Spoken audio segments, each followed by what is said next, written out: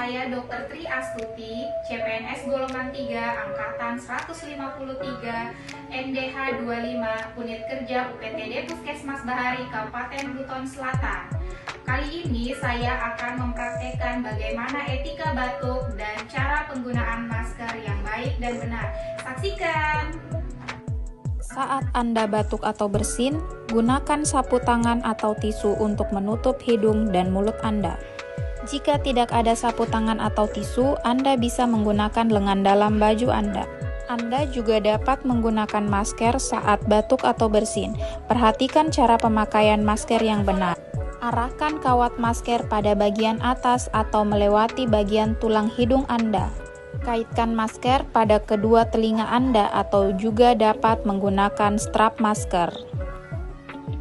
Kemudian tekan kawat melewati bagian atas hidung Anda. Buanglah tisu pada tempat sampah. Terakhir, cuci tangan menggunakan sabun dan air yang mengalir atau menggunakan hand sanitizer.